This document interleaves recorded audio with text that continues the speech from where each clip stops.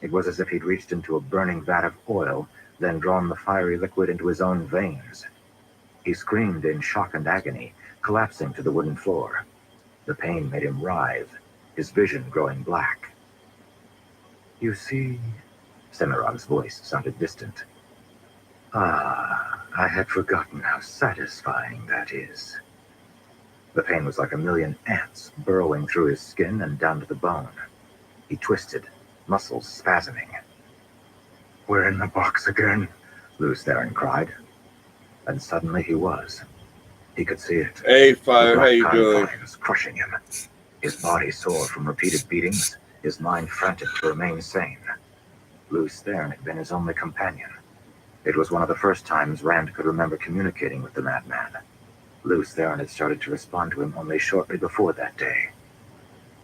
Rand hadn't been willing to see Lews Theron as part of himself. The mad part of himself. Yeah, I gotta roll up the a part couple that could too. deal with the torture, if only because it was already so tortured. Gotta get a couple More things pain started, and though. was meaningless. You could not fill a cup that had already begun to overflow. He stopped screaming. The pain was still there. It made his eyes water. But the screams would not come. All fell still. Semirog looked down at him, frowning, blood dripping from her chin. Another wave of pain washed across him. Whoever I gotta clean your PC later on. He stared up. Yeah, my laptop is just right down right here. "What are you doing?" she said, compelling him. "Speak." "No more can be done to me," he whispered. Another wave of pain. It shocked him, and something inside of him whimpered, but he gave no outward reaction. Not because he held the screams in, but because he couldn't feel anything. The box, the two wounds in his side corrupting his own blood, beatings, humiliation, sorrows, and his own suicide. Killing himself. He could suddenly and starkly remember that. After all of these things, what more could Semirog do to him? Oh, yeah. "Great mistress," Elsa said, turning to Semirog, eyes still seeming faintly dazed by something. "Perhaps now we should—" "Quiet, worm!" Semirog spat at her, wiping the blood from her chin. She looked at it. "That's twice now those knives have tasted my blood." She shook her head, then turned and smiled at Rand. "You say nothing more can be done to you? You forget, Lews Theron, to whom you speak. Pain is my specialty, and you are still little more than a boy. I've broken men 10 times as strong as you. Stand." He did. The pain had not gone away. She obviously intended to keep using it against him until she got a reaction. He turned around, obeying her wordless command, and found Min hanging above the floor, tied by invisible ropes of air. Her eyes were wild with fear, her arms bound behind her back, her mouth blocked by a woven air gag. Semirog chuckled. "There's nothing more that I can do, you say?" Rand seized Sayadine, not of his choice, but of hers. The roar of power slammed into him, bringing with it the strange nausea that he'd never been able to explain. He fell to his hands and knees, emptying his stomach with a groan as the room shook and spun around him. "How odd," he heard Semirog say, as if distant. He shook his head, still holding the one power, wrestling with it as he always had to with Sayadine, forcing that powerful, twisting flow of energy to his will. It was like chaining a tempest of wind, and was difficult even when he was strong and healthy. Now it was nearly impossible. "Use it," Lews Theron whispered. "Kill her while we can." "I will not kill a woman," Rand thought stubbornly, a figment of a memory from the back of his mind. "That is the line I will not cross." Lews Theron roared, trying to take Sayadine from Rand, but without success. In fact, Rand found that he couldn't channel willfully any more than he could step without Semirog's permission. He righted himself by her command, the room growing more steady, the nausea retreating. And then he began to form weaves, complicated ones of spirit and fire. "Yes," Semirog said, almost to herself. "Now, if I can remember... The male way of doing this is so odd sometimes. Rand made the weaves, then pushed them toward Min. "No!" he screamed as he did so. "Not that!" "Ah, so you see," Semirog said. "You weren't so difficult to break after all." The weaves touched Min and she writhed in pain. Rand continued to channel, tears springing to his eyes as he was forced to send the complex weaves through her body. They brought agony only, but they did it very well. Semirog must have released Min's gag, for she began to scream, weeping. "Please, Hell yeah. Rand," she begged. My dad wasn't "Please." it wasn't too bad. Rand roared in Can't anger, complain. trying to stop, unable to. He could feel Min's pain through the bond, feel it as he caused it. "Stop this," he bellowed. "Beg," Semirog said. "Please," he said, weeping. "Please, I beg you." Suddenly he stopped, the torturing weaves unraveling. Min hung in the air, whimpering, eyes dazed from the shock of pain. Rand turned around, facing Semirog and the smaller figure of Elza beside her. The black looked terrified, as if she'd gotten herself into something she hadn't been prepared for. "Now," the Forsaken said, "you see that you have always been intended to serve the Great Lord. We will leave this room and will deal with those so-called Aes Sedai who imprisoned me. We will travel to Sheol and present you to the Great Lord, and then this can all be finished." He bowed his head. There had to be a way out. He imagined her using him to tear through the ranks of his own men. He imagined them afraid to attack, lest they harm him. He saw the blood, death, and destruction he would cause. And it chilled him, turned him to ice inside. They had won. Semirog glanced at the door, then turned back to him and smiled. "But I'm afraid we must deal with her first. Let us be about it then." Rand turned and began to walk toward Min. "No," he said. "You promised if I begged." "I promised nothing," Semirog said with a laugh. "You begged quite prettily, Lewisthern, but I have chosen to ignore your pleas. You can release Sayadine, however. This needs to be somewhat more personal."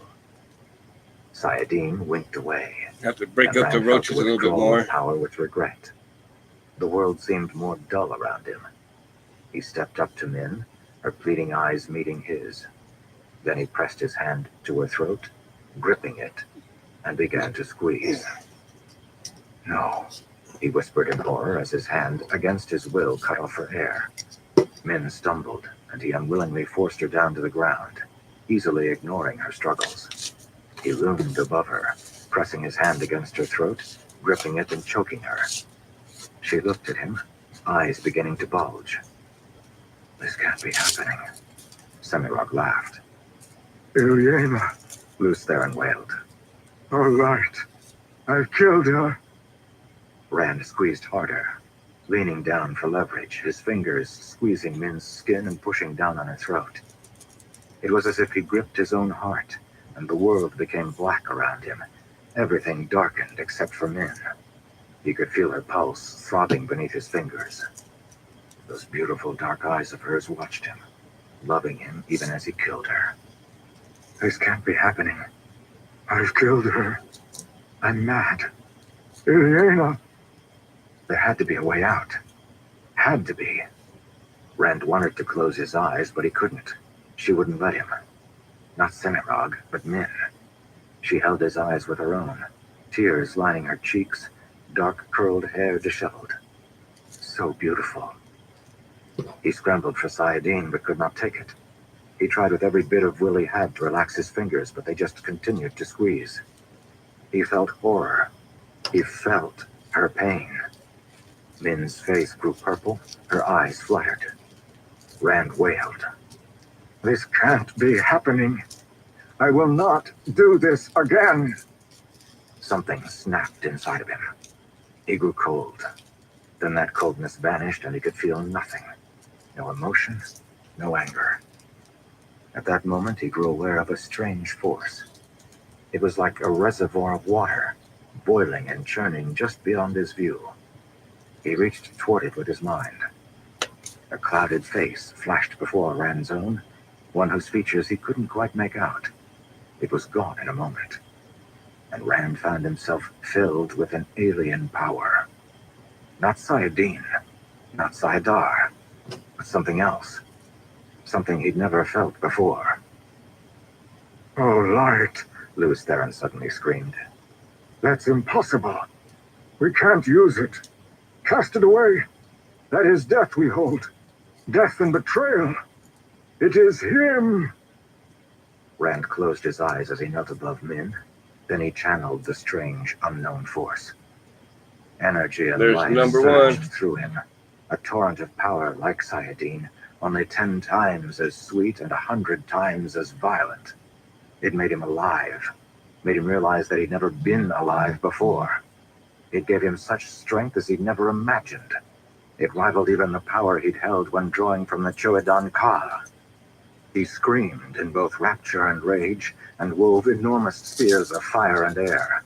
He slammed the weaves against the collar at his neck, and the room exploded with flames and bits of molten metal, each one distinct to Rand.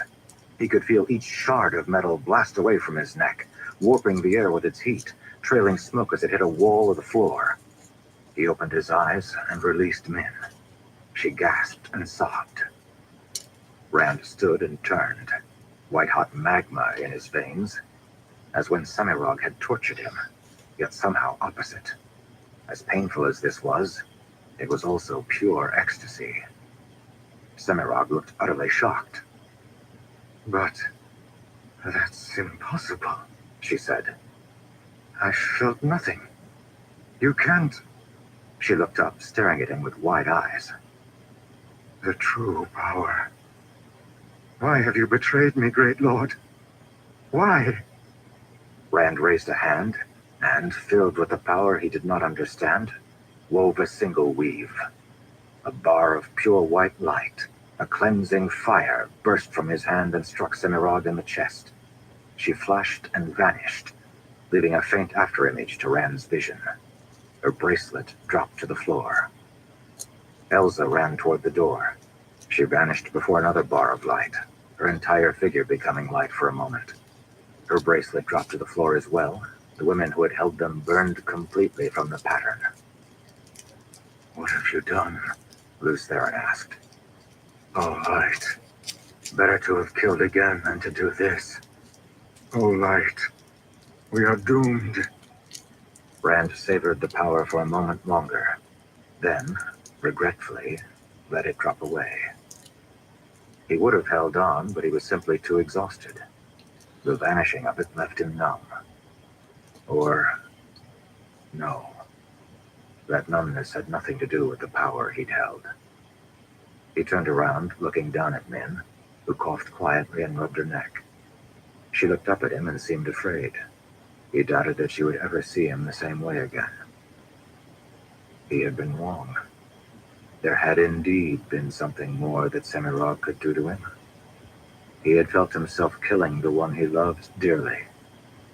Before, when he'd done it as Luz Theron, he had been mad and unable to control himself. He could barely remember slaying Eliana, as if through a clouded dream. He'd realized what he had done only after Ishamael had awakened him. Finally, now he knew precisely what it was like to watch as he killed those he loved. "It is done," Rand whispered. "What?" Min asked, coughing again. "The last that could be done to me," he said, surprised at his own calmness. "They have taken everything from me now." "What are you saying, Rand?" Min asked. She rubbed her neck again. Bruises were beginning to show. He shook his head as, finally, voices sounded in the hallway outside. Perhaps the Ashaman had sensed him channeling when he'd tortured Min. "I have made my choice, Min," he said, turning toward the door. "You have asked for flexibility and laughter from me, but such things are no longer mine to give. I'm sorry." Once, weeks ago, he had decided that he must become stronger. Where he had been iron, he had decided to become steel. It appeared that steel was too weak. He would be harder now. He understood how. Where he had once been steel, he became something else. From now on, he was Quendiyar. He had entered a place like the void that Tam had trained him to seek so long ago. But within this void, he had no emotion. None at all. They could not break or bend him. It was done.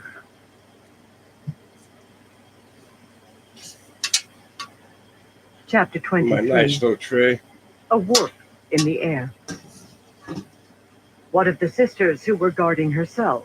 Cadswain asked, stomping up the wooden steps beside Maurice. Coreel and Nasuna are alive, thankfully, though they were left extremely weak, Maurice said, holding her skirt up as she hurried along.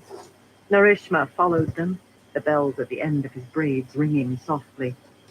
Daigyan is dead. We're not certain why the other two were left alive. Warders, Cadswain said. Kill the Aes Sedai and their warders would know immediately, and we would have learned that something was wrong. The warders should have noticed that something was wrong anyway.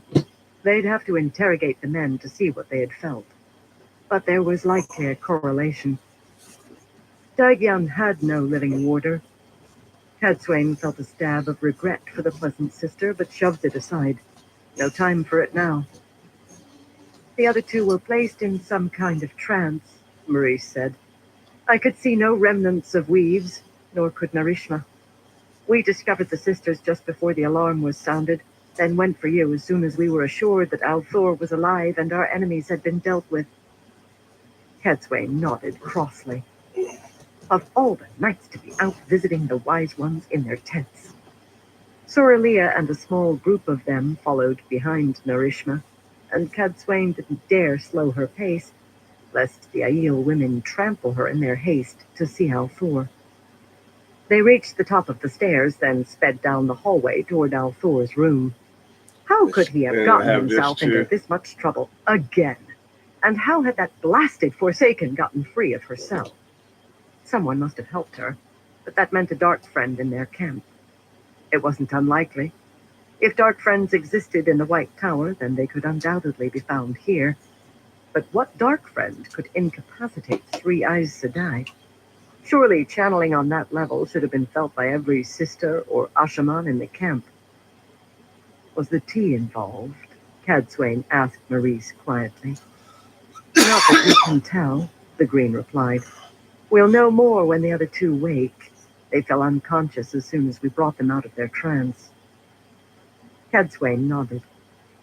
Althor's door was open, and maidens swarmed outside it like wasps who had just discovered their nest was gone. Cadswain couldn't say that she blamed them. Apparently Althor had said little of what had happened. The fool boy was lucky to still be alive. What a light-cursed mess, Cadswain thought, passing the maidens and entering the chamber. A small knot of Aes Sedai clustered on the far side of the room, speaking quietly. Serene, Arian, Beldain, all of those in the camp who weren't either dead or incapacitated, except Elza. Where was Elza? The 3 nodded to Cadswain as she entered, but she spared them barely a glance. Min sat on the bed, rubbing her neck, eyes red, short hair disheveled, face pale. Althor stood beside the open far window, looking out at the night, his hand clasping his stump behind him. His coat lay rumpled on the floor, and he stood in white shirt sleeves, the cool wind blowing in and ruffling his red-gold hair. Cadswain surveyed the room. Behind her, in the hall, the wise ones began to interrogate the maidens. Well, Cadswain said, what happened? Min looked up. There were red marks on her neck, the beginnings of bruises. Rand did not turn from the window. Insolent boy, Cadswain thought, coming farther into the room. Speak up, boy, she said. We need to know if the camp is in danger. The danger has been dealt with, he said softly. Something in his voice made her hesitate. She had been expecting anger, or perhaps satisfaction from him. Fatigue at the very least. Instead, his voice sounded cool. Will you explain what that means? Cadswain demanded. Finally he turned, looking at her.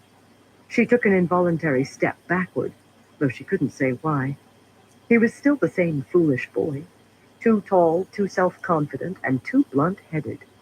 There was a strange serenity about him now, but it had a dark edge, like the serenity one saw in the eyes of a condemned man the moment before he stepped up to the hangman's noose.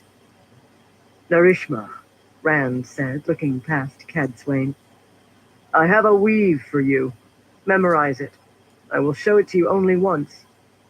With that, Althor put his hand out to the side, and a bar of brilliant white fire shot from between his fingers and struck his coat, which lay on the floor. It vanished in a burst of light. Cadswain hissed. Yeah, thanks. I told you never to use that I weave, got that boy. from You will never do so again. one of the Do smoke you hear me? shops. This is not... That is the weave we must use when fighting Forsaken, Narishma, Althor said, his quiet voice cutting straight through Cadswain's. If we kill them with anything else, they can be reborn. It is a dangerous tool, but still just a tool, like any other. It is forbidden, Cadswain said. I have decided that it is not, Althor said calmly. You don't have any idea what that weave can do. You're a child playing with... I have seen balefire destroy cities, Althor said, eyes growing haunted. I've seen thousands burned from the pattern by its purifying flames. If you call me a child, Cadswain, then what are those of you who are thousands of years my juniors? He met her gaze. Well, yeah. Right. What had happened to I got him? two rolled up, She smoking struggled one, to and collect her thoughts. this is what I got So for Dabs right Semirog now. is dead?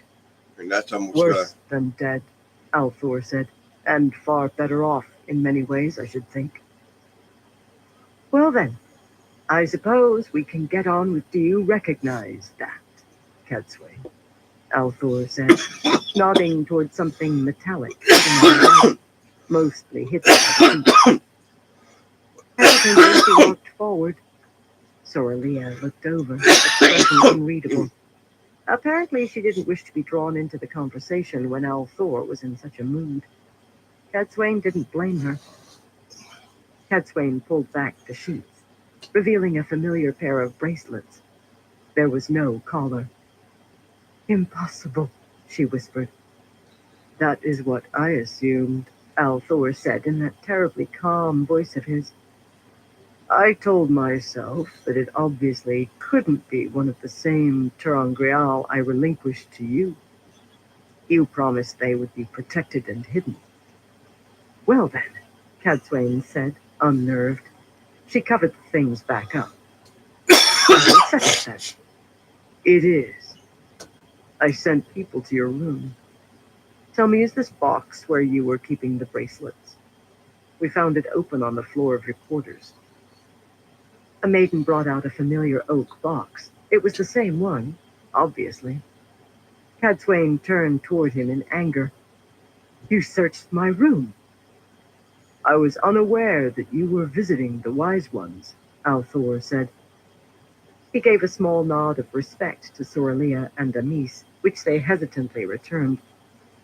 I sent servants to check on you, as I feared that Semirog might have tried for revenge on you. They shouldn't have touched this, Cadswain said, taking the box from the maiden. It was prepared with very intricate wards. Not intricate enough, Althor said, turning away from her. He still stood by that darkened window, looking out over the camp. The room fell silent. Narishma had been asking quietly after Min's health, but he fell silent when Althor stopped speaking.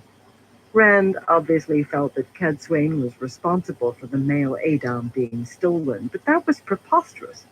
She had prepared the best ward she knew, but who knew what knowledge the Forsaken had for getting past wards? How had Althor survived? And what of the other contents of that box? Did Althor now have the access key? Or had the statuette been taken by Semirog? Did Cadswain dare ask? The silence continued. What are you waiting for? She finally asked, with all the bravado she could summon. Do you expect an apology from me? From you?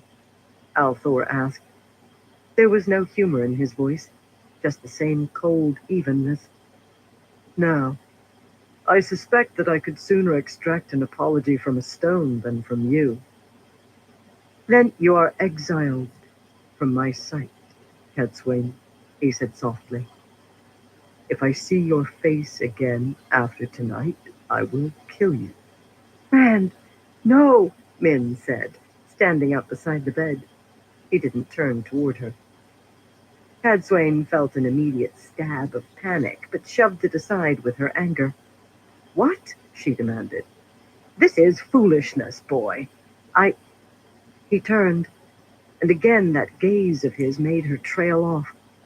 There was a danger to it, a shadowy cast to his eyes that struck her with more fear than she thought her aging heart could summon. As she watched, the air around him seemed to warp, and she could almost think that the room had grown darker. But, she found herself stuttering, but you don't kill women. Everyone knows it. You can hardly put the maidens into danger for fear of them getting hurt. I have been forced to revise that particular inclination, Althor said. As of tonight. But, Cadswain, he said softly, do you believe that I could kill you? Right here, right now, without using a sword or the power? Do you believe that if I simply willed it, the pattern would bend around me and stop your heart by coincidence? Being Teviran didn't work that way. Light. It didn't. Did it? He couldn't bend the very pattern to his will, could he? And yet, meeting his eyes, she did believe. Against all logic, she looked in those eyes and knew that if she didn't leave, she would die. She nodded slowly, hating herself, strangely weak. He turned away from her, looking back out the window. Be certain that I do not see your face ever again, Cadswain. You may go now. Dazed, she turned, and from the corner of her eye she saw a deep darkness emanating from Althor, warping the air even further. When she glanced back, it was gone. With gritted teeth, she left. Prepare yourself and your armies, Althor said to those who remained, voice echoing in the room behind. I intend to be gone by week's end. Cadswain raised a hand to her heart and leaned against the hallway wall outside, heart thumping, hands sweating. Before, she had been working against a stubborn but good-hearted boy. Someone had taken that child and replaced him with this man, a man more dangerous than any she had ever met. Day by day, he was slipping away from them, and at the moment she hadn't a blasted clue what to do about it.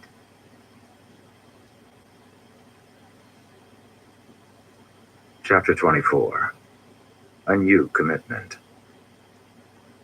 Exhausted from 2 days of riding, Gawain sat atop Challenge on a low hill southwest of Tarvan. This countryside should have been green with spring's arrival, but the hillside before him bore only scraggly dead weeds, slain by the winter snows. Tufts of yew and blackwood poked up here and there, breaking the brown landscape. He counted more than a few stands that were now populated only by stumps. A war camp devoured trees like hungry wood gnarls, using them for arrows, fires, buildings, and siege equipment. Gawain yawned. He'd pushed hard through the night. Bryn's war camp was well dug in here, and was a bustle of activity. An army spawned organized chaos at best. A small band of mounted cavalry could travel light, as Gawain's younglings had. A force like this could grow to several thousand and remain lean. Expert horsemen, like the Soldaeans, were said to manage larger bands of 7,000 or 8,000 while keeping their mobility. But halfway But a through, force like the one below was a it's just different like, beast entirely. It was an enormous, sprawling thing, it gets in the so shape of an gooey. enormous bubble with a smaller camp at its center. That probably held the Aes Sedai. Bryn also had forces occupying all of the bridge towns on both sides of the River Aranon, effectively cutting off the island from ground supply. The army squatted near Tarvalon like a spider eyeing a butterfly hovering just outside of its web. Lines of troops rode in and out patrolling, purchasing food, running messages. Cut that Dozens long part upon off. dozens of squads, some It's for mounted, my little others leather bit. walking. Like bees leaving the hive, while others swarmed back in. The eastern side of the main camp was crowded with a mishmash of shanties and tents, the normal riffraff of camp followers that collected around an army. Better. Nearby, just inside the main war camp boundary, a wooden palisade, Yeah, perhaps it's 50 yards across, rose in a tall ring. it's actually in locks in Probably a place command too. You gotta. post.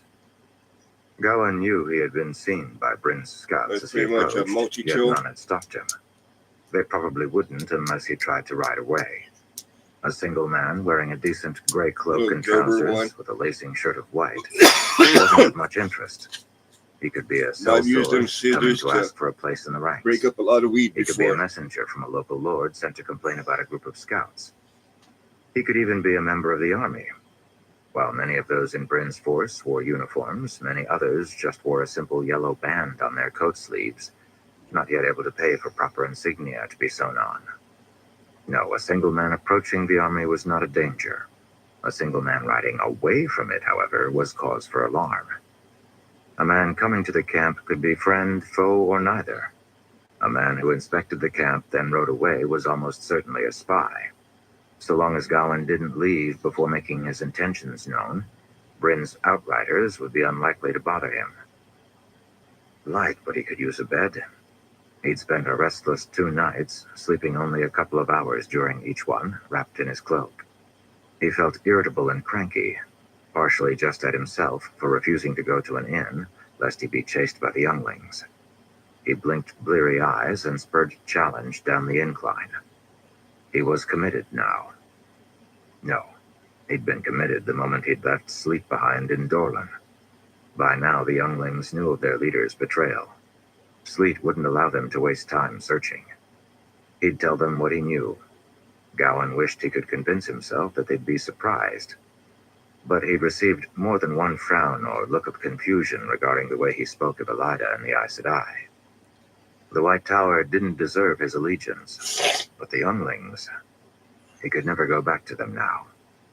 It itched at him. This was the first time his wavering had been revealed to a large group.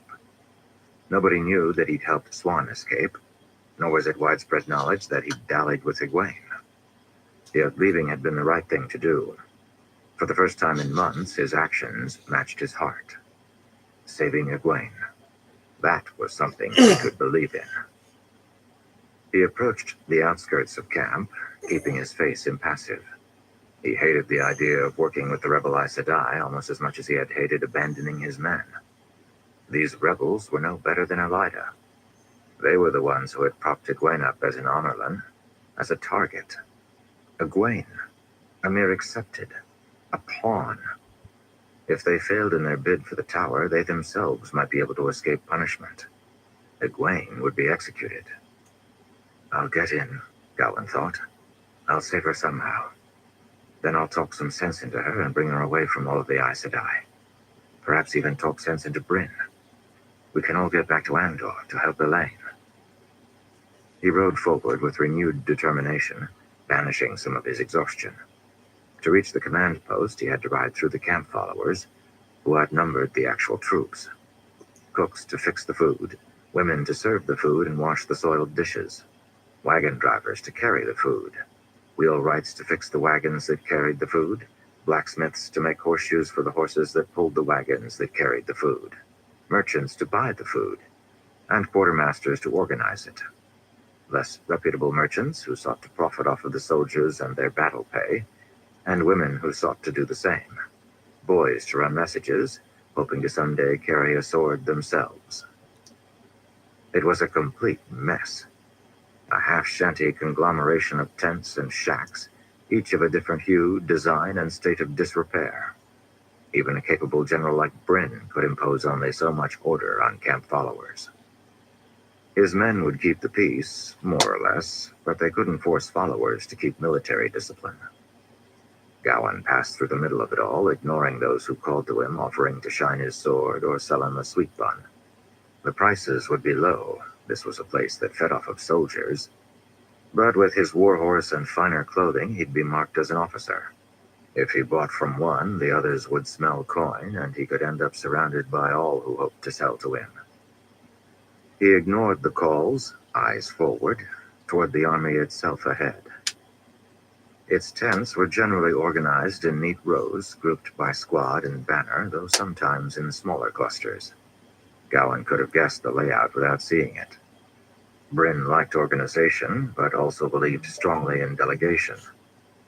Bryn would allow officers to run their camps as they wished, and that led to a setup that was less uniform, yet was far better at running itself.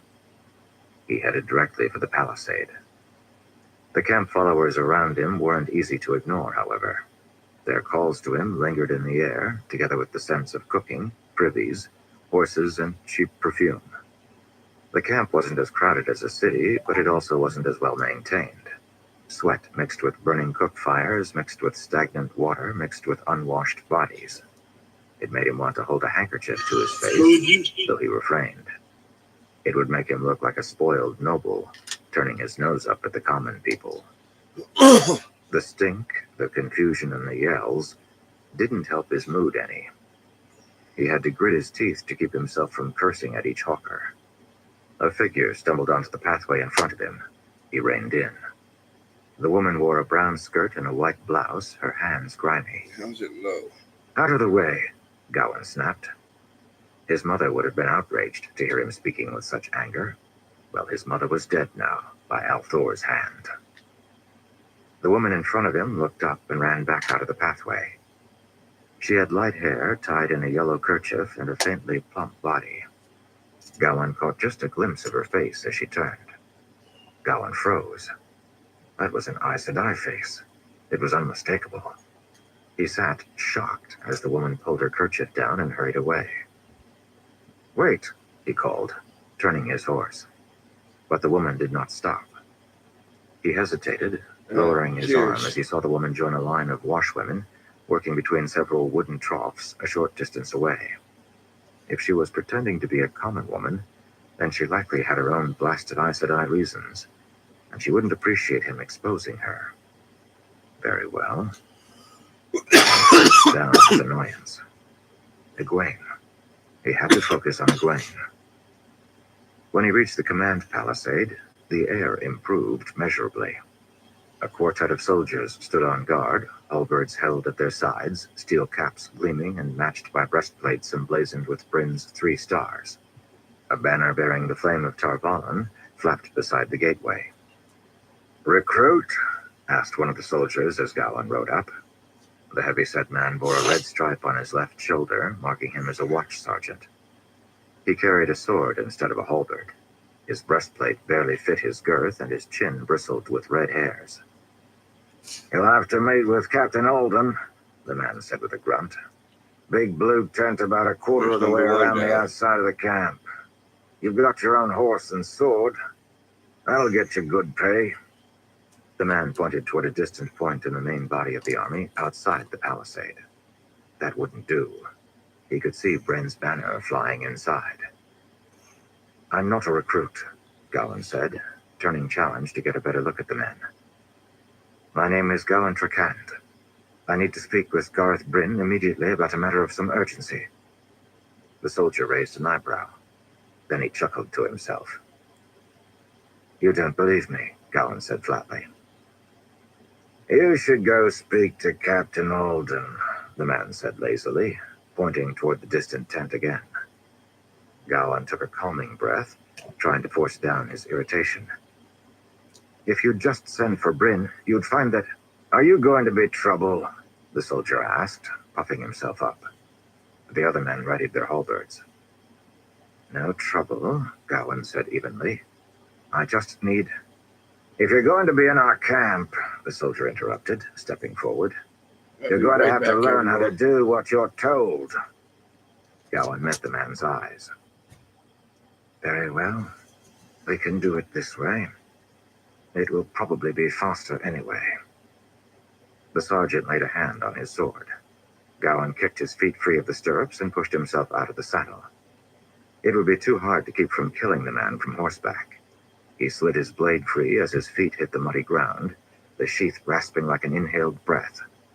Gowan fell into Oak Shakes its branches, a form that wielded non-lethal blows, often used by masters for training their students. It was also very effective against a large group, all using different weapons. Before the sergeant had his sword free, Gowan slammed into him, ramming an elbow into his gut just beneath the poorly fitting breastplate. The man grunted and bent. Then Gowan knocked him on the side of the head with the hilt of his sword. The man should have known better than to wear his cap askew like that. Then Gowan fell into parting the silk to deal with the first halberdier. As another of the men screamed for help, Gowan's blade slashed across the first halberdier's breastplate with a ringing sound, forcing the man back.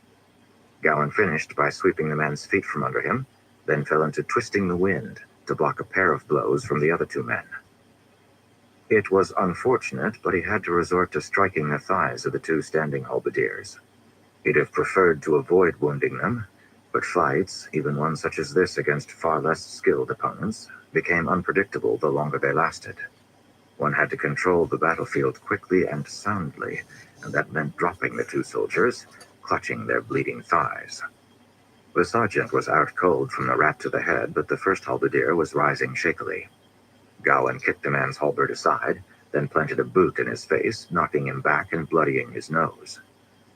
Challenge whinnied from behind, snorting and stamping the ground. The warhorse sensed a fight, but was well trained. He knew that when his reins were dropped, he was to remain still.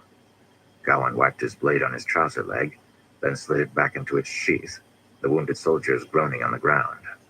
He patted Challenge on the nose and took up the reins again. Behind Gowan, nearby camp followers backed away, then ran. A group of soldiers from inside the palisade approached with bows drawn. That was not good. Gowan turned to face them, pulling his still-sheathed sword free from his belt and tossing it to the ground in front of the men. "I am unarmed," he said over the sounds of the wounded, "and none of these four will die this day. Go and tell your general that a lone blade master just felled a squad of his guards in under 10 heartbeats. I'm an old student of his. He'll want to see me." One of the men scrambled forward to take Gowan's fallen sword while another signaled to a runner. The others kept their bows raised. One of the fallen halberdiers began to crawl away. Gowan turned Challenge at an angle, making ready to duck behind the horse if the soldiers moved to draw. He'd much preferred not to come to that, but of the two of them, Challenge was far more likely to survive a few short bow shafts than Gowan. Several of the soldiers risked coming forward to help their fallen friends. The heavy-set watch sergeant was stirring, and he sat up, cursing under his breath. Gowan made no threatening motions. Perhaps it had been a mistake to fight the men, but he had already wasted too much time. Egwene could be dead Right, by that now. definitely comes in handy. When a man like that having sergeant those, tried to assert his authority, you really only propane had two options. cans of it. You could talk your way up through the ranks of the bureaucracy, convincing each I soldier remember, each step of the way that you were important, or you could make a disturbance. having just a second was regular faster, torch that you used And to the have to camp fill up with obviously those had little enough Aes cans. Sedai to heal a few injured And soldiers. I got tired of Eventually, a buying small group of men strode the out from inside the refills because they go palisade. through them so much. Their uniforms were sharp, And, their postures dangerous, their what you faces call it? worn. At their head came a And square-faced then man with graying the temples. torches going out strong, and having to buy stocky a whole build. new torch. Gowan smiled. So Bryn himself. I ended up The buying just gamble had worked. going to The the Captain store General and going surveyed to the Gowan, then plumbing moved on section to a and getting quick a inspection torch. of his fallen soldiers. And haven't looked back At last he since shook his head. because it saves money. "Stand down," he said to his The men. torch heads. I've had to replace Sergeant mine Cords. once, The stocky and I've sergeant had it stood up. for "Sir." years. Bryn glanced And then back at it's Gowan. cheaper having just to buy the "Next time a man comes to the gate claiming to be nobility big and asking tanks for me, send for an officer. in the Immediately. camping section. Just I don't care if the man your has 2 torch, months 'cause of scruffy beard and reeks of cheap ale." yeah, saves a lot of money Understood. in the long run. "Yes, sir," the sergeant said, blushing. "Understood, sir. Oh, I've been on Red See your Alert. men to the infirmary, Sergeant." I've been Bryn out of said, dabs. still looking at The Gowan. most dabs I have right now is "You this. come with me." Gowan clenched Hopefully, his I jaw. get some He hadn't received dabs such an for, address from my Guard birthday. Bryn since before he'd since my started birthday's shaving. next month. Still, he couldn't really expect the man to be pleased. Just inside the palisade, Gowan spotted a young boy who was likely a stable hand or a messenger boy. He handed challenge to the wide-eyed youth, instructing him to see the horse cared for. Then Gowan retrieved his sword from the man holding it and hurried after Bryn. Gareth, Gowan said, catching up. Hold your tongue, young man, Bryn said, not turning toward him. I haven't decided what I'm going to do with you. Gowan snapped his mouth closed. That was uncalled for. Gowan was still brother to the rightful Queen of Andor, and would be first Prince of the Sword should Elaine take and hold the throne. Bryn should show him respect. But Bryn could be stubborn as a boar. Gowan held his tongue. They reached a tall, peaked tent with 2 guards at the front. Bryn ducked inside and Gowan followed. The inside was neat and clean, more so than Gowan had expected. The desk was stacked with rolled maps and orderly sheets of paper, and the pallets in the corner were rolled carefully, blankets folded with sharp angles. Bryn was obviously relying on someone meticulous to tidy up for him. Bryn clasped his hands behind his back, breastplate reflecting Gowan's face as he turned around. All right. Explain what you're doing here. Gowan drew himself up. General, he said, I think you mistake yourself. I'm no longer your student. I know, Bryn said curtly. The boy I trained would never have pulled a childish stunt like that one to get my attention. The watch sergeant was belligerent, and I had no patience for the posturing of a fool. This seemed the best way. The best way to what? Bryn asked. Outrage me? Look, Gowan said. Perhaps I was hasty, but I have an important task. You need to listen to me. And if I don't? Bryn asked. If I instead throw you out of my camp for being a spoiled princeling with too much pride and not enough sense? Gowan frowned. Be careful, Gareth. I've learned a great deal since we last met. I think you'll find that your sword can no longer best mine as easily as it once did. I have no doubt of that, Bryn said. Light boy, you always were a talented one. But you think that just because you're skilled with the sword, your words hold more weight. I should listen because you'll kill me if I don't? I thought I taught you far better than that. Bryn had aged since Gowan had last seen him. But that age didn't bow Bryn down. It rested comfortably on his shoulders. A few more traces of white at his temples, a few more wrinkles around the eyes, yet strong and lean enough of body that he looked years younger than he was. One couldn't look at Garth Bryn and see anything other than a man in, certainly not past, his prime. Gowan locked eyes with the general, trying to keep the anger from boiling out. Bryn held his gaze, calm, solid, as a general should be, as Gowan should be. Gowan looked away, suddenly feeling ashamed of himself. Right, he whispered, releasing his sword and raising a hand to his head. He suddenly felt very, very tired.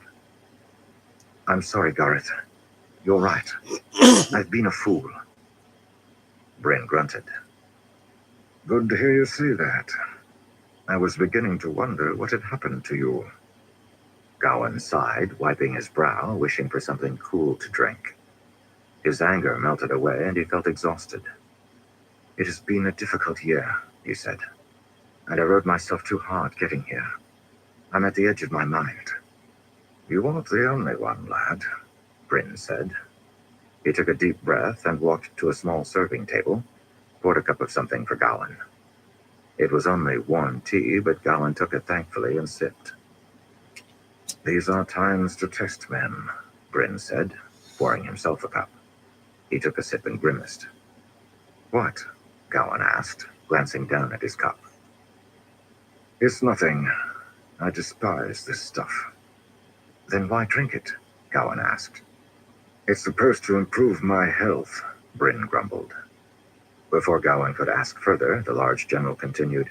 So are you going to make me throw you in the stocks before you'll tell me why you decided to fight your way into my command post? Gowan stepped forward. Gareth, it's Egwene. They have her. The White Tower Aes Sedai? Gowan nodded urgently. I know. Bryn took another drink, then grimaced again.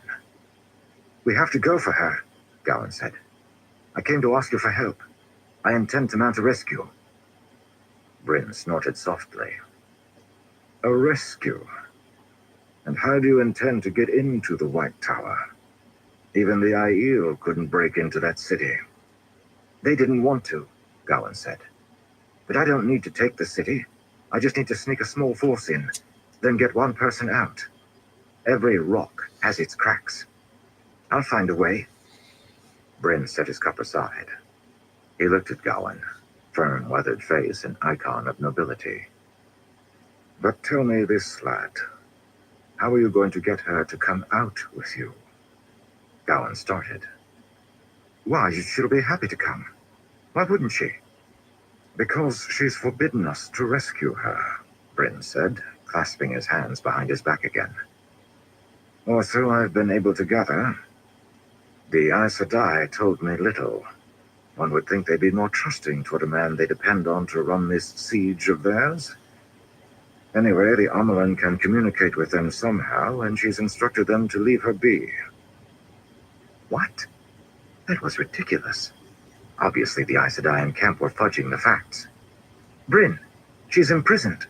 The Aes Sedai I heard talking said that she was being beaten daily. They'll execute her. I don't know, Bryn said. She's been with them for weeks now, and they haven't killed her yet. They'll kill her, Gowan said urgently. You know they will. Perhaps you parade a fallen enemy before your soldiers for a time, but eventually you have to mount his head on a pike to let them know he's dead and gone. You know I'm right. Bryn regarded him, then nodded. Perhaps I do, but there's still nothing I can do. I'm bound by my oaths, Gowan. I can't do anything unless that girl instructs me to. You'd let her die? If that's what it takes to keep my oath, then yes. If Bryn was bound by oath, well, he'd sooner hear an Aes Sedai tell a lie than see Gareth Bryn break his word. But Egwene, there had to be something he could do. I'll try to get you an audience with some of the Aes Sedai I serve, Bryn said. Perhaps they can do something. If you persuade them that a rescue is needed and that the Amelin would want it, then we'll see. Gowan nodded. It was something, at least. Thank you.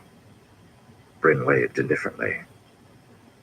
Though I should see you in the stocks, for wounding 3 of my men, if nothing else. Have an Aes Sedai heal them, Gowan said. From what I've heard, you've no lack of sisters to bully you. Bah, Bryn said. I can rarely get them to heal anyone unless the soldier's life is threatened. I had a man take a bad spill while riding the other day, and I was told that healing would only teach him to be reckless. Pain is its own lesson, the blasted woman said. Perhaps next time he won't see fit to make sport for his friends while riding. Gowan grimaced. But surely they'll make an exception for those men. After all, an enemy did do the wounding. We'll see, Bryn said. The sisters rarely visit the soldiers. They've their own business to be about. There's one in the outer camp now, Gowan said absently, glancing over his shoulder. A younger girl, dark hair without the ageless face. No, this was an Aes Sedai. I could tell because of the face. She was kind of plump, with lighter hair. Probably just scouting for warders, Bryn said, sighing. They do that. I don't think so, Gowan said, glancing over his shoulder. She was hiding among the washwomen. As he thought about it, he realized that she could very well be a spy for the White Tower loyalists. Bryn's frown deepened. Perhaps he had the same thoughts. Show me, he said, striding toward the tent flaps. He threw them aside, walking back out into the morning light, Gowan following. You never did explain what you are doing here, Gowan, Bryn said as they walked through the orderly camp, soldiers saluting their general as he passed. I told you, Gowan said, and resting comfortably on the pommel of his sword. I am going to find a way to get Egwene out of that death trap. I didn't mean what you're doing in my camp. I meant why you were in the area in the first place. Why aren't you back in Camelin, helping your sister? You have news of Elaine, Gowan said, stopping. Right, he should have asked earlier. He really was tired. I heard that she was in your camp earlier. She's gone back to Camelin? Is she safe? She hasn't been with us for a long while, Bryn said, but she seems to be doing well. He stopped, glancing at Gowan. You mean you don't know? What? Well, rumors are unreliable, Bryn said. But I have confirmed many of them with the Aes Sedai who have been traveling to Camelin to listen for news. Your sister holds the Lion Throne. It I'll be seems right that back. she's undone much of the mess your mother left for her. Gowan took a deep breath. Thank the light, he thought, closing his eyes. Elaine lived. Elaine held the throne. He opened his eyes, and the overcast sky seemed a little more bright. He continued walking, Bryn falling into step beside him. You really didn't know, Bryn said. Where have you been, lad? You're the first Prince of the Sword now. Or you will be once you return to Camelin. Your place is at your sister's side. Egwene first. You made an oath, Bryn said sternly. Before me. Have you forgotten? No, Gowan said. But if Elaine has the throne, then she's safe for now. I'll get Egwene and tow her back to Camelin where I can keep an eye on her. Or I can keep an eye on both of them. Bryn snorted. I think I'd like to watch you trying that first part, he noted. But regardless, why weren't you there when Elaine was trying to take the throne? What have you been doing that is more important than that? I grew entangled, Gowan said, eyes forward. Entangled? Bryn asked. You were at the White Tower when all of this... He cut off, falling silent. The two walked side by side for a moment. Where did you hear sisters talking about Egwene's capture? Bryn asked. How would you know she's being punished? Gowan said nothing. Blood and bloody ashes, Bryn exclaimed. The general rarely cursed. I knew that the person leading those raids against me was too well informed, and here I was looking for a leak among my officers. It doesn't matter now. I'll judge that, Bryn said. You've been killing my men, leading raids against me. Leading raids against the rebels, Gowan said, turning hard eyes on Bryn. You may blame me for bullying my way into your camp, but do you honestly expect me to feel guilty for helping the White Tower against the force besieging it? Bryn fell silent. Then he nodded curtly. Very well. But that makes you an enemy commander. No longer. Hey, Gowan Christopher, said. how you doing? I've left that command. Good to see you. But I helped them, Gowan said. I no longer do. Nothing I see here will return to your enemies, Bryn. I swear it on the light. Bryn didn't respond immediately. They passed tents, likely for the high officers, approaching the palisade wall. Very well, Bryn said. I can trust you haven't changed enough to break your word. I wouldn't turn against that oath, Gowan said harshly. How could you think that I would? I've had experience with unexpected renunciations of oaths lately, Bryn said. I said I believe you, lad, and I do. But you still haven't explained why you didn't return to Camelin. Egwene was with the Aes Sedai, Gowan said. As far as I knew, Elaine was as well. This seemed to be a good place to be, although I wasn't certain I liked Elida's authority. And what is Egwene to you? Bryn asked softly. Gowan met his eyes. I don't know, he admitted. I wish I did. Strangely, Bryn chuckled. I see, and I understand. Come, let's find this Aes Sedai you think you saw. I did see her, Garrett, Gowan said, nodding to the guards as they passed out the gates. The men saluted Bryn, but watched Gowan as they would a black lance. As well they should. We shall see what we find, Bryn said. Regardless, once I get you a meeting with the Aes Sedai leaders, I want your word that you'll go back to Camelin. Leave Egwene to us. You need to help Elaine. It's your place to be an Andor. I could say the same for you. Gowan surveyed the teeming followers' camp. Where had the woman been? You could, Bryn said gruffly. But it wouldn't be true. Your mother saw to that.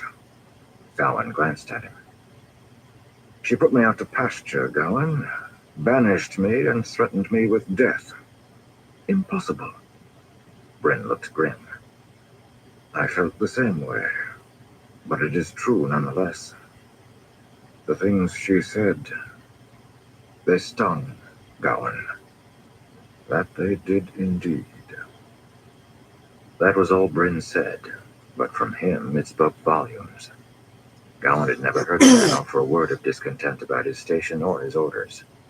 He had been loyal to Morghese, loyal with the kind of steadfastness a ruler could only hope for. Gowan had never known a man more sure or a man less likely to complain. It must have been part of some scheme, Gowan said. You know, Mother. If she hurt you, there was a reason. Bryn shook his head. No reason other than foolish love for that fop, Gabriel. She nearly let her clouded head ruin Andor. She'd never, Gowan snapped. Gareth, you of all people should know that. I should, Bryn said, lowering his voice. And I wish I did. She had another motive, Gowan said stubbornly. He felt the heat of anger rise within him again. Around them, peddlers glanced at the two, but said nothing. They probably knew not to approach Bryn. But now we'll never know it. Not now that she's dead. Curse our Thor. The day can't come soon enough when I can run him through. Bryn looked at Gowan sharply. Our Thor saved Andor, son. Or as near to it as a man could. How could you say that? Gowan said, pulling his hand away. How could you speak well of that monster? He killed my mother. I don't know if I believe those rumors or not, Bryn said, rubbing his chin. But if I do, lad, then perhaps he did Andor a favor. You don't know how bad it got there at the end. I can't believe I'm hearing this, Gowan said, lowering his hand to his sword. I won't hear her name soiled like that, Bryn. I mean it.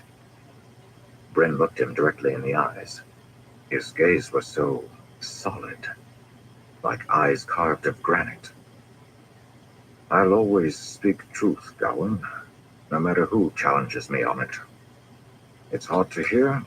Well, it was harder to live. No good comes of spreading complaints. But her son needs to know. In the end, Gowan, your mother turned against Andor by embracing Gabriel. She needed to be removed. If our Thor did that for us, then we have need to thank him. Gowan shook his head, rage and shock fighting one another. This was Gareth Bryn? These aren't the words of a spurned lover, Bryn said, face set as if shoving aside emotions. He spoke softly as he and Gowan walked, camp followers giving them a wide berth. I can accept that a woman could lose affection for a man and bestow it on another. Morghese, the woman, I can forgive. But Morghese, the queen? She gave the kingdom to that snake. She sent her allies to be beaten and imprisoned. She wasn't right in her mind. Sometimes, when a soldier's arm festers, it needs to be cut free to save the man's life. I'm pleased at Elaine's success, and it is a wound to speak these words. But you have to bury that hatred of our Thor. He wasn't the problem. Your mother was. Gowan kept his teeth clenched. Yeah, it's round Never, two. he thought. Let me sit that down and we'll do, Not for this. I guess, a couple I can dabs. see the intent behind As it that is. book, Bryn said. All the more reason to get you back to Andor. You'll see. If you don't trust me, ask your sister. See what she says of it. Gowan nodded sharply. Enough of that. Ahead, he noted the place where he'd seen the woman. He glanced toward the distant lines of washrooms, then turned and strode toward them, edging between two merchants with pungent pens full of chickens selling eggs. This way, he said, perhaps too sharply. He didn't look to see if Bryn followed. Soon the general caught up to him, looking displeased, but he kept his peace. They walked down a crowded, twisting pathway among people in browns and dull grays, and soon reached the line of women kneeling before two long wooden troughs. of slowly flowing water. Men stood at the far end, pouring water down the troughs, and the line of women washed clothing in the sudsy one, then rinsed them off in the cleaner trough. No wonder the ground was so wet. At least here it smelled of suds and cleanliness. The women had their sleeves rolled up to their upper arms, and most of them chatted idly as they worked, rubbing clothing against boards in the troughs. They were all dressed in those same brown skirts he had seen on the Aes Sedai. Gowan rested his hand idly on his pommel, inspecting the women from behind. "Which one?" Bryn asked. "Just a moment," Gowan said. There were dozens of women. Had he really seen what he'd thought? Why would an Aes Sedai be in this camp, of all places? Surely Elida wouldn't send an Aes Sedai out to spy. Their faces made them too easy to recognize. Of course, if they were that easy to recognize, why couldn't he spot her now? And then he saw her. She was one of the only women who wasn't chatting with those around her. She knelt with her head bowed, the yellow kerchief tied around her head, shading her face, a few locks of light hair sticking out from under the cloth. Her posture was so subservient that he almost missed her, but the shape of her body stood out. She was plump, and that kerchief was the only yellow one in the line. Gowan strode down the line of working women, several of whom stood up, hands on hips, as they explained in no uncertain terms that soldiers with their big feet and awkward elbows should stay out of the way of women at work. Gowan ignored them, pressing on until he stood beside the yellow kerchief. This is insane, Gowan thought. There's never in all of history been an Aes Sedai who could force herself to adopt that kind of posture. Bryn stepped up beside him. Gowan stooped down, trying to get a look at the woman's face. She bowed down further, scrubbing more furiously at the shirt in the trough before her.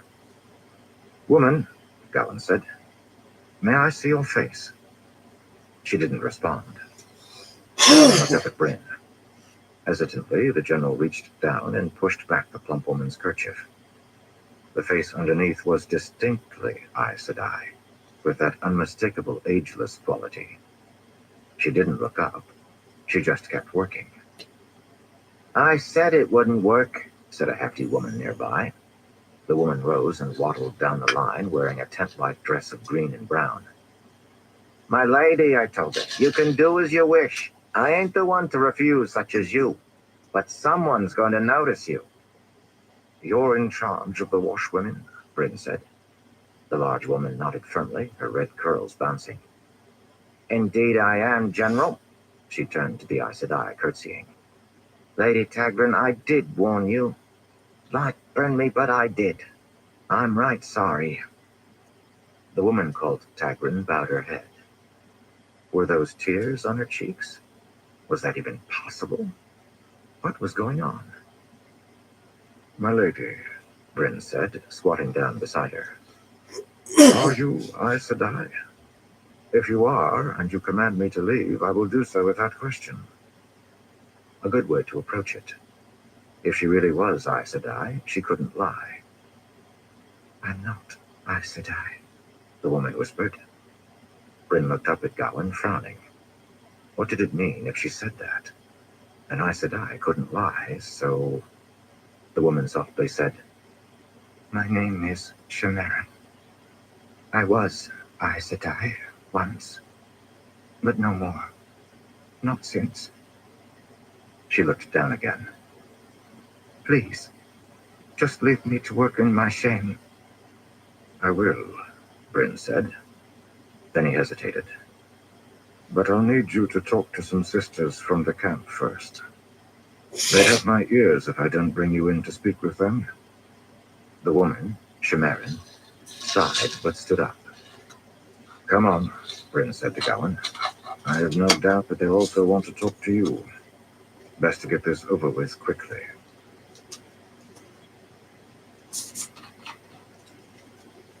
Chapter 25. In darkness. Shiriam peeked into her dark tent, hesitant, but saw nothing inside. Allowing herself a smile of satisfaction, she stepped in and drew the flaps closed. Things were going quite well for once. Of course, she still checked her tent before she entered, searching for the one who had sometimes lurked inside, the one whom she'd never been able to sense. It always felt as though she should. Yes, Shiriam still checked, and probably would for months yet, but there was no need now. No phantom waited to punish her. The square little tent was large enough to stand up in, with a cot along one side and a trunk along the other. There was just room for a desk, but it would so crowd the space that she'd barely be able to move. Besides, there was a perfectly acceptable desk nearby, in Egwene's unused tent. There had been talk of giving that tent to someone else. Most sisters had to share, though more tents were being brought in each week. However, the Amelin's tent was a symbol. As long as there was hope of Egwene's return, her tent should wait for her. It was kept neat by the inconsolable Chaser, whom Shiriam still caught crying about her mistress's captivity. Well, so long as Egwene was away, that tent was functionally Shiriam's for all but sleeping. After all, an Amerlin's keeper was expected to look after her affairs. Shiriam smiled again, sitting down on her cot. Not long ago, her life had been a Right. Hope things are perpetual good, cycle of Christopher. frustration and pain. Now that was over. Hope Bless everyone's doing Romanda. good. Whatever else Shiriam thought of the fool woman, Romanda had been the one to chase Halima and Shiriam's punishments out of the camp. Pain would come again. There was always agony and punishment involved in the service she gave, but she had learned to take the times of peace and cherish them. At times she wished she'd kept her mouth closed, not asked questions, but she had, and here she was. Her allegiances had brought her power, as promised, but nobody had warned her of the pain. Not infrequently she wished she'd chosen the brown and hidden herself away in a library somewhere, never to see others. But now she was where she was. There was no use wondering about what could have happened. She sighed, then removed her dress and changed her shift. She did so in the dark. Candles and oil were both rationed, and with the rebels' funds drying up, she'd need to hide away what she had for later use. She climbed onto the cot, pulling up the blanket. She wasn't so Hell yeah, naive as to Christopher. feel That's good. guilty about the things she'd done. Every sister in the White Tower tried to get ahead. That's what life was about. There wasn't an Aes Sedai who wouldn't stab her sisters in the back if she thought it would give her advantage. Shiriam's friends were just a little more practiced at it. But why had the end of days had to come now of all times? Others in her association spoke of the glory and great honor of being alive at this time, but Shiriam didn't agree. She'd joined to rise in White Tower politics, to have the power to punish those who spited her.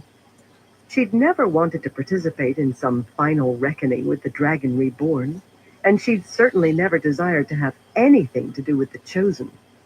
But nothing could be done now. Best to enjoy the peace of being free of both the beatings and Egwene's self-righteous pratings. Yes, indeed. There was a woman with great strength in the power standing outside her tent. Shiriam snapped her eyes open. She could sense other women who could channel, just like any other sister. Bloody ashes, she thought nervously, squeezing her eyes shut. Not again. The tent flaps rippled. Shiriam opened her eyes to find a jet-black figure standing above her cot. Slivers of moonlight passing through the fluttering tent flaps were just enough to outline the figure's form. It was clothed in an unnatural darkness, ribbons of black cloth fluttering behind it, the face obscured by a deep blackness. Shiriam gasped and threw herself from the cot, making obeisance at the canvas tent bottom. There was barely room enough for her to kneel. She cringed, expecting the pain to come upon her again. "Ah," a rasping voice said. "Very good. You are obedient. I am pleased." It wasn't Halima. Shiriam had never been able to sense Halima, who it appeared had been channeling Saidin all along. Also, Halima had never come in such a dramatic way. Such strength. It seemed likely that this was one of the chosen. Either that, or at least a very powerful servant of the Great Lord, far above Shiriam. That worried her to the bone, and she trembled as she bowed. I live to serve, great mistress, Shiriam said quickly. I, who am blessed to bow before you to live during these times to... Stop your babbling, the voice growled. You are well placed in this camp, I understand. Yes, great mistress, Shiriam said. I am the keeper of the chronicles. The figure sniffed. Keeper to a ragged bunch of would-be Aes Sedai rebels. But that is no matter. I have need of you. I live to serve, great mistress, Shiriam repeated, growing more worried. What did this creature want of her? Egwene Alvear. She must be deposed. What? Shiriam asked, startled. A switch of air cracked against her back, and it burned. Fool. Did she want to get herself killed? My apologies, great mistress, she said quickly. Forgive my outburst, but it was by orders from one of the chosen that I helped raise her as Amelin in the first place. Yes, but she has proven to have been a poor choice. We needed a child, not a woman with merely the face of a child. She must be removed. You will make certain this group of foolish rebels stops supporting her and end those blasted meetings in Tamayran Riyadh. How is it so many of you get there? We have Terangrial, Shiriam said hesitantly. Several in the shape of an amber plaque, several others in the shape of an iron disc, then a handful of rings. Ah, sleep weavers, the figure said. Yes, those could be useful. How many? Shiriam hesitated. Her first instinct was to lie or hedge. This seemed like information she could hold over the figure. But lying to one of the chosen? A poor choice. We had 20, Shiriam said truthfully. But one was with the woman Liana who was captured. That leaves us with 19. Just enough for Egwene's meetings in the world of dreams. One for each of the sitters, and one for Shiriam herself. Yes, the figure hissed, shrouded in darkness. Useful indeed. Steal the sleepweavers, then give them to me. This rabble has no business treading where the chosen walk. I steal the Terangrial? How is she going to manage that? I live to serve, great mistress. Yes, you do. Do these things for me, and you will find yourself greatly rewarded. Fail me. The figure contemplated for a moment. You have 3 days. Each of the sleepweavers you fail to acquire in that time will cost you a finger or a toe. With that, the chosen opened a gateway right in the middle of the room, then vanished through it. Shiriam caught a glimpse of the familiar tiled hallways of the White Tower on the other side. Steal the sleepweavers? All 19 of them? In 3 days? Darkness above, Shiriam thought. I should have lied about the number we had. Why didn't I lie? Number 2 down. She remained kneeling, breathing in and out for a long time, thinking about her predicament. Her period of peace was at an end, it appeared. It had been brief. She will be tried, of course, Siain said. The soft-spoken white sat on a chair provided for her by the 2 reds guarding Egwene's cell. The cell door was open, and Egwene sat on a stool inside, also provided by the reds. Those 2 guards, plump Cariandra and stern Patrinda, watched carefully from the hallway, both holding the source and maintaining Egwene's shield. They looked as if they expected her to dart away, scrambling for freedom. Egwene ignored them. Her 2 days of imprisonment had not been pleasant, but she would suffer them with dignity, even if they locked her away in a tiny room with a door that wouldn't let in light, even if they refused to let her change from the bloodied novice dress, even if they beat her each day for how she had treated Elida, Egwene would not bow. The Reds reluctantly allowed her visitors, as stipulated by Tower law. Egwene was surprised she had visitors, but Ciane wasn't the only one who had come to her. Several had been sitters. Curious. Nevertheless, Egwene was starved for news. How was the tower reacting to Egwene's imprisonment? Were the rifts between the Ajas still deep and wide, or had her work started to bridge them? Elida broke tower law quite explicitly, Ciane explained, and it was witnessed by 5 sitters of 5 different Ajas. She has tried to forestall a trial, but was unsuccessful. However, there were some who listened to her argument. Which was? Egwene asked. That you are a dark friend, Ciane said, and because of it she expelled you from the tower and then beat you. Egwene felt a chill. If Elida was able to get enough support for that argument, it will not stand, Ciane said consolingly. This is not some backward village where the dragon's fangs scrawled on someone's doors enough to convict. Egwene raised an eyebrow. She'd been raised in some backward village, and they'd had enough sense to look for more than rumors in convicting someone, no matter what the crime. But she said nothing. Proving that accusation is difficult by Tower standards, Ciane said. And so I suspect that she will not try to prove it in trial, partially because doing so would require her to let you speak for yourself, and I suspect that she'll want to keep you hidden. Yes, Egwene said, eyeing the Reds lounging nearby. You are probably right.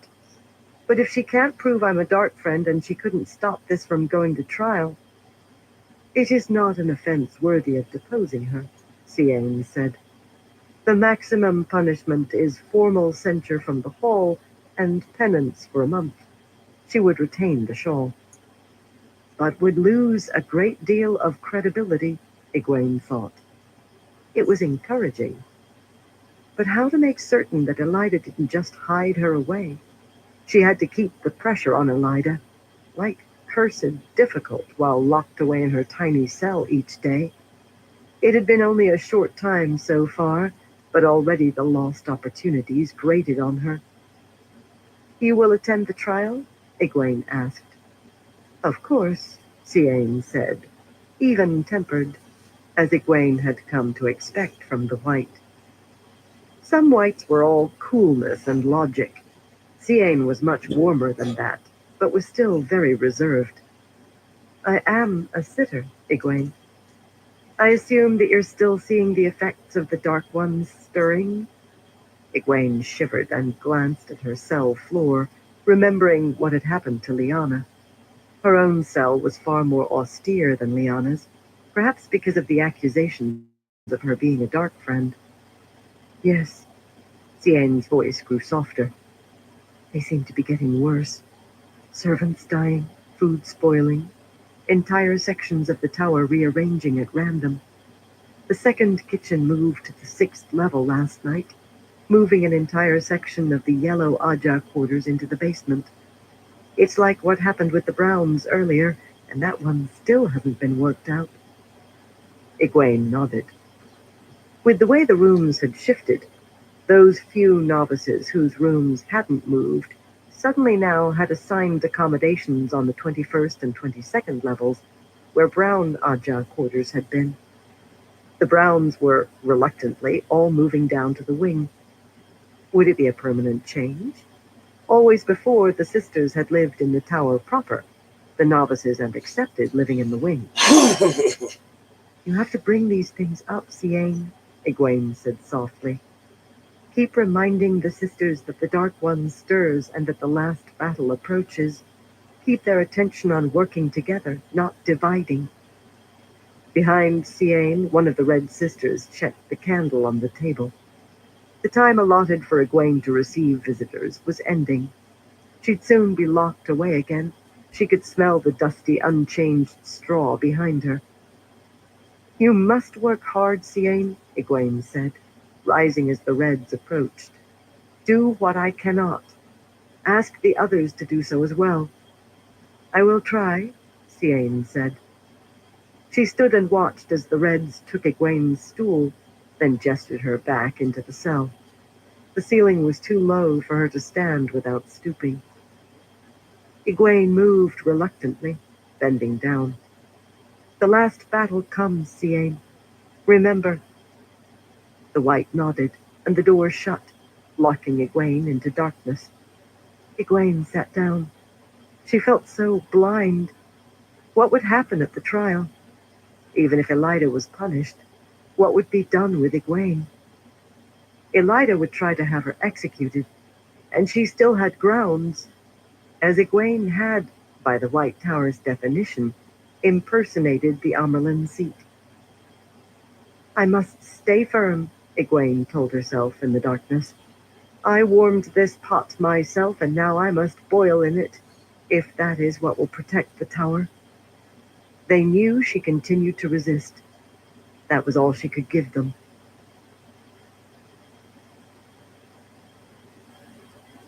Chapter 26. A Crack in the Stone. Avienda surveyed the manor grounds, swarming with people preparing to depart. Bashir's men and women were well trained for wetlanders, and they worked efficiently to stow their tents and prepare their gear.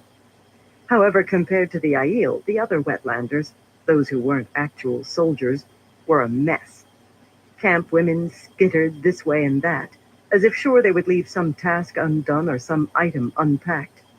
The messenger boys ran with their friends, trying to look busy so that they wouldn't have to do anything. The civilians' tents and equipments were only slowly being packed and stowed, and they would need horses, wagons, and teams of drivers to get them all where they needed to go. Avienda shook her head. The Aiel brought only what they could carry, and their warband included only soldiers and wise ones. And when more than just spears were required for an extended campaign, all workers and craftspeople knew how to prepare themselves for departure with speed and efficiency. There was honor in that, honor which demanded that each person be able to care for themselves and their own, not slowing the clan down. She shook her head, turning back to her task. The only ones who truly lacked honor on a day like this were those who did not work. She dipped a finger into the pail of water on the ground in front of her, then raised her hand and let it hover over a second pail. A drop of water dripped free. She moved her hand and did it again. It was the type of punishment in which no wetlander could have seen significance. They would have thought it easy work, sitting on the ground, leaning with her back against the wooden logs of the manor house, moving her hand back and forth, emptying one pail and filling the other, one drop at a time. To them, it would have been barely a punishment at all. That was because wetlanders were often lazy. They would rather drip water into pails than carry rocks. Carrying rocks, however, involved activity, and activity was good for the mind and the body. Moving water was meaningless, useless. It didn't allow her to stretch her legs or work her muscles, and she did it while the rest of the camp gathered tents for the march. That made the punishment 10 times as shameful. She earned toll for every moment she did not help, and there was not a thing she could do about it. Except move water, drip by drip by drip. It made her angry. Then that anger made her ashamed. The wise ones never let their emotions dominate them in such a way. She had to remain patient and try to understand why she was being punished. Even trying to approach the problem made her want to scream. How many times could she go over the same conclusions in her mind? Perhaps she was too dense to sort it out. Perhaps she didn't deserve to be a wise one. She stuck her hand back in the bucket, then moved another drop of water. She didn't like what these punishments were doing to her. She was a warrior, even if she no longer carried the spear. She did not fear punishment, nor did she fear pain. But more and more she did fear that she would lose heart and become as useless as one whose sand stared. She wanted to become a wise one, wanted it desperately. She was surprised to find that, for she'd never thought that she could desire anything with as much passion as she long ago wanted the spears. Yet, as she had studied the wise ones during these last months, and her respect for them had grown, she had accepted herself as their equal, to help shepherd the Aiel in this most dangerous of days. The last battle would be a test unlike any her people had ever known. Amis and the others were working to protect the Aiel, and Avienda sat and moved drops of water. "You all right?" a voice asked. Avienda started, looking up, reaching for her knife so abruptly that she nearly spilled the pails of water. A woman with short, dark hair stood in the shade of the building a short distance away. Min Farshaw's arms were folded, and she wore a coat the color of cobalt with silver embroidery. She wore a scarf at her neck. Avienda settled back down, releasing her knife. Now she was letting wetlanders sneak up on her. "I am well," she said, struggling to keep from blushing. Her tone and actions should have indicated that she didn't wish to be shamed by conversation, but Min didn't seem to notice that. The woman turned and looked out over the camp. "Don't you have anything to be doing?" Avienda could not suppress the blush this time. "I am doing what I should." Min nodded, and Avienda forced herself to still her breathing. She could not afford to grow angry at this woman. Her first sister had asked her to be kind to Min. She decided not to take offense. Min didn't know what she was saying. "I thought that I could talk to you," Min said, still looking out at the camp. "I'm not sure who else I could approach. I don't trust the Aes Sedai, neither does he. I'm not sure he trusts anyone now. Maybe not even me." Avienda glanced to the side and saw that Min was watching Randall Thor as he moved through the camp, wearing a coat of black, gold-red hair ablaze in the afternoon light. He seemed to tower over the Saldeans who attended him. Avienda had heard about the events the night before when he had been attacked by Semirag, one of the Shadow Souled themselves. Avienda wished she had seen the creature before she was killed. She shuddered. Randall Thor had fought and won. Though he acted the fool much of the time, he was a skilled and lucky warrior. Who else alive could claim to have personally defeated as many of the Shadow Souled as he had? There was much honor in him. His fight had left him scarred in ways she did not yet understand. She could feel his pain. She'd felt it during Semirag's attack, too, though at first she'd mistakenly thought it to be a nightmare.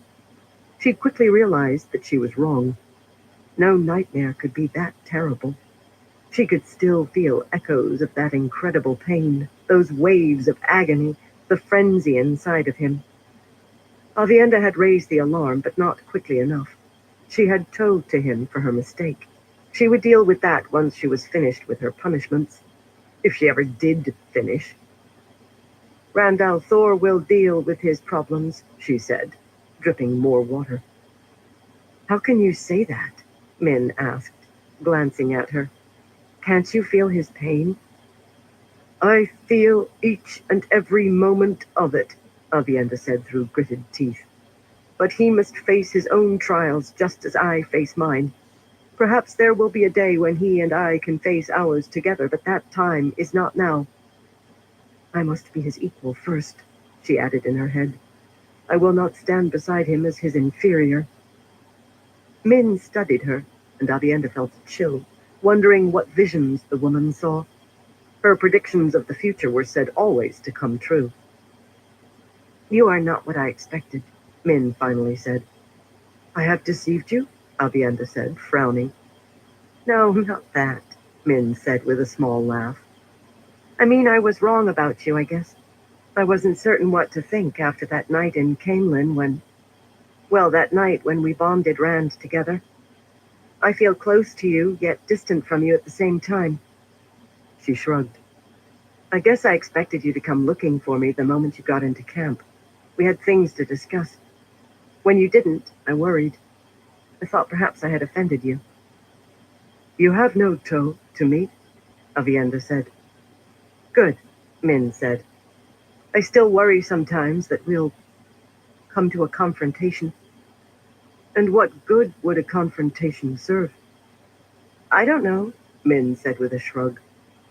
I figured it would be the Aiel way. Challenge me to a fight of honor. For him. Avienda snorted. Fight over a man? Who would do such a thing? If you had toast toward me, perhaps I could demand that we dance the spears.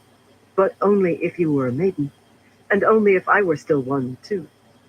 I suppose that we could fight with knives, but it would hardly be a fair fight. What honor would there to be gained in fighting one with no skill? Min flushed, as if Avienda had offered her an insult. What a curious reaction. I don't know about that, Min said, flipping a knife from her sleeve and spinning it across her knuckles. I'm hardly defenseless. She made the knife vanish up her other sleeve. Why was it that the Wetlanders always showed off such flourishes with their knives? Tom Marilyn had been prone to that as well. Didn't Min understand that Avienda could have slit the woman's throat thrice over during the time it took to flash that knife like a street performer? Avienda said nothing, however. Min was obviously proud of the skill, and there was no need to embarrass the woman. It is unimportant, Avienda said, continuing her work. I would not fight with you unless you gave me grave insult. My first sister considers you a friend, and I would like to do so as well.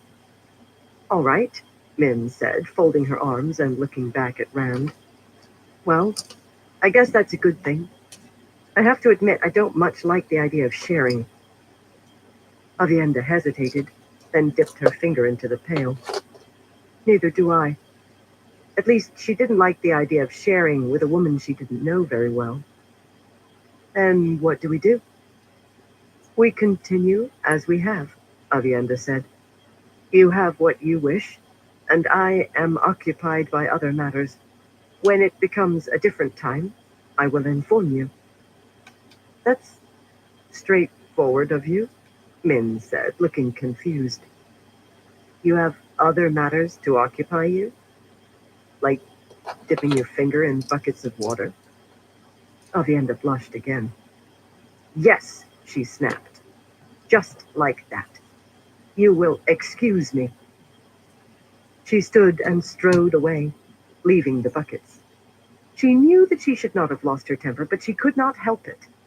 Min repeatedly pointing out her punishment, her inability to decipher what the wise ones wished of her, Rand al'Thor constantly putting himself into danger, and Avienda unable to lift a finger to help him. She could stand it no longer. She crossed the brown thatch of the manor green, clenching and unclenching her fists, keeping her distance from Rand. The way this day was going, he'd notice her wrinkled finger and ask why she had been soaking it. If he discovered that the wise ones had been punishing her, he would probably do something rash and make a fool of himself. Men were like that, Rand al'Thor most of all. She stalked across the springy ground, the brown thatch patterned with square impressions where tents had stood, threading her way through wetlanders scurrying this way and that. She passed a line of soldiers tossing sacks of grain to the next and loading them in a wagon hitched to two thick-hoofed draft horses. She kept moving, trying to keep herself from exploding. The truth was, she felt just as likely to do something rash as Rand al'Thor would be. Why? Why couldn't she decipher what she was doing wrong? The other Aiel in the camp seemed as ignorant as she, though of course they had not spoken to her of the punishments. She remembered well seeing similar punishments when she'd been a maiden, and had always known to stay out of Wise One business. She rounded the wagon and found herself heading toward Rand al'Thor again. He was talking with three of Davram Bashir's quartermasters, taller than each of them by a head. One of them, a man with a long black mustache, pointed toward the horse lines and said something. Rand caught sight of Avienda and raised his hand toward her, but she turned away quickly, moving toward the Aiel campsite at the north side of the green. She ground her teeth, trying unsuccessfully to tame her anger. Did she not have a right to anger, if only at herself? The world was close to ending, and she spent her days being punished. Ahead, she spotted a small cluster of wise ones, Amis, Bear, and Milane, standing beside a pile of brown tent packs. The tight oblong bundles had straps for ease of carrying over the shoulder. Avienda should have returned to her pails and redoubled her efforts, but she did not. Like a child with a stick charging a Narsh cat, she stalked up to the wise ones, fuming. "Avienda?" Bear asked. "Have you finished your punishment already?" "No, I have not," Avienda said, stopping in front of them, hands, fists at her sides. Wind tugged at her shirt, but she let it flap. Hurrying camp workers, both Aiel and Saldaean, gave the group a wide berth. "Well?" Bear asked. "You are not learning quickly enough," Amis added, shaking her white-haired head. "Not learning quickly enough?" Avienda demanded. "I have learned everything you have asked of me. I have memorized every lesson, repeated every fact, performed every duty. I have answered all your questions and seen you nod in approval at each answer." She stared them down before continuing. "I can channel better than any Aiel woman alive," she said. "I have left behind the spears, and I welcome my place among you. I have done my duty and sought honor on each occasion, yet you continue to give me punishments. I will have no more of it. Either tell me what it is you wish of me or send me away." She expected anger from them. She expected disappointment. She expected them to explain that a mere apprentice was not to question full wise ones. She expected at least to be given greater punishment for her temerity. Amis glanced at Milane and Bear. "It is not we who punish you, child," she said, seeming to choose her words with care. "These punishments come by your own hand." "Whatever I have done," Avienda said, "I cannot see that it would have you make me Datsang. You shame yourselves by treating me so." "Child," Amis said, meeting her eyes, "are you rejecting our punishments?" "Yes," she said, heart thumping. "I am." "You think your stakes as strong as ours, do you?" Bear asked, shading her aged face with her hand. "You presume to be our equal?" "Their equal?" Avienda thought, panic setting in. "I'm not their equal. I have years left to study. What am I doing?" Could she back down now? Beg forgiveness, meet her toe somehow? She should hurry back to her punishment and move the waters. Yes, that is what she needed to do. She had to go, and "I see no more reason to study," she found herself saying instead. "If these punishments are all you have left to teach me, then I must assume that I have learned all that I must. I'm ready to join you." She gritted her teeth, waiting for an explosion of furious incredulity. What was she thinking? She shouldn't have let Min's foolish talk rile her so. And then Bear started to laugh. It was a full-bellied sound, incongruous coming from the small woman. Milane joined her, the sun-haired wise one, holding her stomach, slightly bulging from her pregnancy. "She took even longer than you, Amis," Milane exclaimed. "As stubborn a girl as I've ever seen." Amis's expression was uncharacteristically soft. "Welcome, sister," she said to Avienda. Avienda blinked. "What?" "You are one of us now, girl," Bear said. "Or soon will be." "But I defied you." "A wise one cannot allow others to step upon her," Amis said. "If she comes into the shade of our sisterhood thinking like an apprentice, then she will never see herself as one of us." Bear glanced at Randall Thor, who stood in the distance, talking to Serene. "I never realized how important our ways were until I studied these Aes Sedai. Those at the bottom simper and beg like hounds, and are ignored by those who consider themselves their betters. It is a wonder they achieve anything." "But there is rank among wise ones," Avienda said. "Is there not?" "Rank?" Amis looked puzzled. Some of us have more honor than others, earned by wisdom, actions, and experience. Mylene held up a finger. But it is important, vital even, that each wise one be willing to defend her own well. If she believes that she is right, she cannot let herself be shoved aside even by other wise ones, no matter how aged or wise. No woman is ready to join us until she has declared herself ready, Amis continued. She must present herself as our equal. A punishment is not a true punishment unless you accept it, Avienda, Bear said, still smiling. We thought you ready weeks ago, but you stubbornly continued to obey. Almost I began to think you prideful girl, Mylene added with a fond smile. Girl no longer, Amis said. Oh, she's still a girl, Bear said, until one more thing is done. Avienda felt dazed. They'd said she wasn't learning quickly enough, learning to stand up for herself. Avienda had never allowed others to push her around, but these weren't others, they were wise ones, and she the apprentice. What would have happened if Min hadn't riled her? She would have to thank the woman, although Min didn't realize what she'd done. Until one more thing is done. What must I still do? Avienda asked. Ruidian, Bear said. Of course. A wise one visited that most sacred city twice in her life. Once when she became an apprentice, once when she became a full wise one. Things will be different now, Mylene said. Ruidian is no longer what it was. That is no reason to abandon the old ways, Bear replied. The city may be open, but nobody will be foolish enough to walk through the pillars. Avienda, you must... Bear, Amis cut in. If it is well with you, I would prefer to tell her. Bear hesitated, then nodded. Yes, of course. It is only right. We turn our backs on you now, Avienda. We will not see you again until you return to us as a sister returning from a long journey. A sister we had forgotten that we knew, Mylene said, smiling. The two turned from her. Then Amis began to walk toward the traveling ground. Avienda hurried to catch up. You may wear your clothing this time, Amis said, as it is the mark of your station. Normally I would suggest that you travel to the city by foot, even though we know of traveling now. But I think that custom is best bent in this case. Still, you should not travel directly to the city. I suggest traveling to Cold Rock's Hold and walk from there.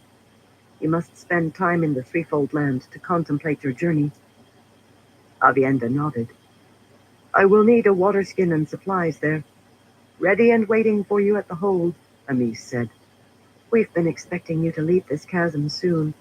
You should have left it days ago, considering all the hints we gave you. She eyed Avienda, who glanced down at the ground. You have no reason for shame, Amis said. That burden is upon us.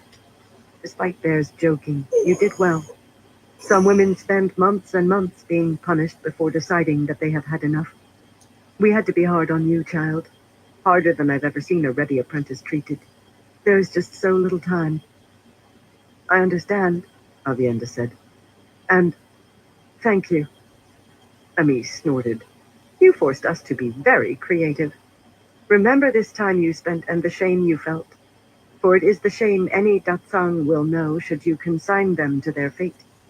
And they cannot escape it simply by demanding release. What do you do if an apprentice declares herself ready to be a wise one during her first few months of training? Strap her a few times and set her digging holes, I suspect, Amis said. I don't know of that ever happening. The closest was Savannah. Avienda had wondered why the wise ones had accepted the Shido woman without complaint. Her declaration had been enough, and so Amis and the others had been forced to accept her. Amis pulled her shawl close. There is a bundle for you with the maidens guarding the traveling ground. Once you reach Ruidian, travel to the center of the city. You will find the pillars of glass. Pass through the center of them and return here. Spend well your days running to the city. We pushed you hard so that you would have this time for contemplation. It is likely the last you will have for some time. Avienda nodded. The battle comes. Be right back. Yes. Return quickly once you pass through the pillars. We will need to discuss how to best handle the Karakarn. He has changed since last night. I understand, Avienda said, taking a deep breath. Go, Amis said, and return. She put emphasis on the final word. Some women did not survive Ruidian. Avienda met Amis's eyes and nodded. Amis had been a second mother to her in many ways. She was rewarded by a rare smile. Then Amis turned her back to Avienda, just as the other two had. Avienda took another deep breath, glancing back across the trampled grass before the manor house to where Ram spoke with the quartermasters, his expression stern, the arm missing a hand held folded behind his back, the other arm gesturing animatedly. She smiled at him, though he wasn't looking in her direction. I will be back for you, she thought. Then she trotted to the traveling ground, collected the pack, and wove a gateway that would deposit her a safe distance from Cold Rock's hold, beside a rock formation known as the Maiden's Spear, from which she could run to the hold and prepare herself. The gateway opened to the familiar dry air of the waste. She ducked through the gateway, exulting, finally, in what had just happened. Her honor had returned. I came out through a small water gate, Aes Sedai, Shamaran said, bowing her head before the others in the tent. In truth, it wasn't so difficult once I left the tower and got into the city. I didn't dare leave by one of the bridges. I couldn't let the Amerlin know what I was doing. Ramonda watched, arms folded. Her tent was lit by 2 brass lamps, flames dancing at the tips. 6 women listened to the runaway's story. Lilane was there, for all that Ramonda had tried to keep her from hearing about the meeting. Ramonda had hoped that the slender blue would be too big.